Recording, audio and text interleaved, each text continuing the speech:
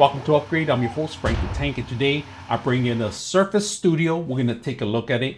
We're not going to go under the hood because it's a little difficult to explain on that one. We're going to open the side. So we're going to see how well it works and how light it is and if it's even worth it. So the reason we got this one is because a lot of the old Surface that I used to like the Surface Book, which was a detachable unit that had two pieces. You had two different batteries. You had two different GPUs and also two CPUs. So we're going to take a look at it and see how well it works and see if it's worth it. So first thing you see on the book itself, it's the same thing like the other Surface Book. It's pretty much basic keyboards, all the functions on the top. It doesn't have the 10 keys. It's a little shorter, but it's a lot thicker too because it has something hidden in here. So we're going to take a look at that part.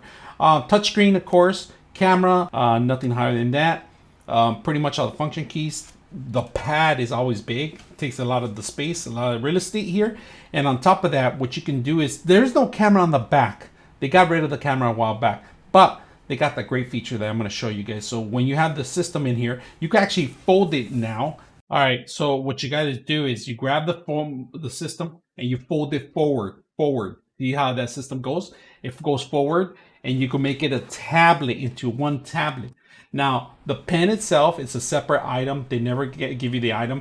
Depends on the pen. We're going to take a look at the pen itself too. Now, this system itself, it's really durable.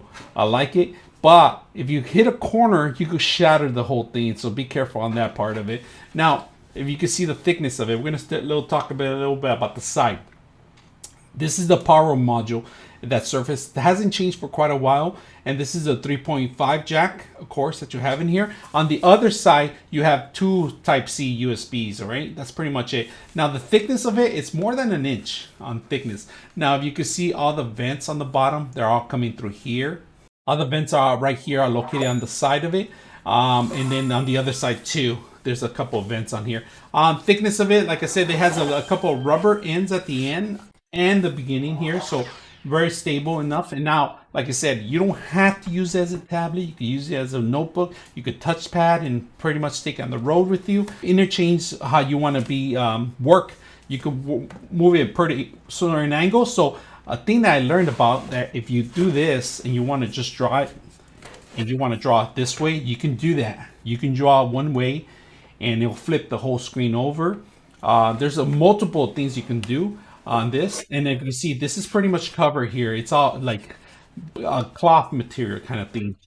So the system itself locks in. There's the magnets, of course, built in, and you pretty much close it. That's pretty much it. Now the heat itself, you're gonna see where the heat's coming in and going out. Of course, there's a couple of vents that's coming in through here, coming out through here. I'm not sure where the heat's coming out in and out, but it cycles the whole air through. So we're gonna take a look if they even got rid of the heat in the back. We're gonna take a look at it where the air comes in and all that stuff. But performance wise, there's a couple of units you can buy out of there.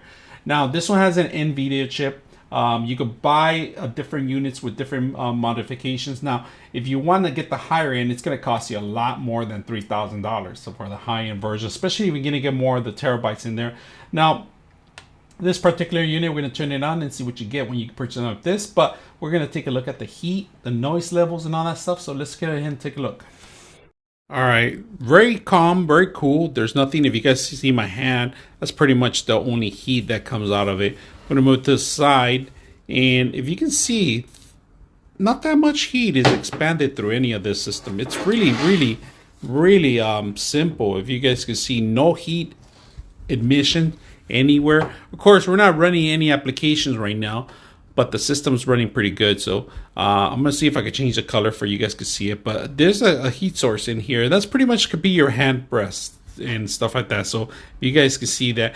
Like I said, not that much heat running out of the system. It's nice and cool. Very quiet. One of the most quiet systems I had so far. Even when I run some applications and stuff like that, it's not that bad. Now I tried to put an external GPU. It didn't work, unfortunately. So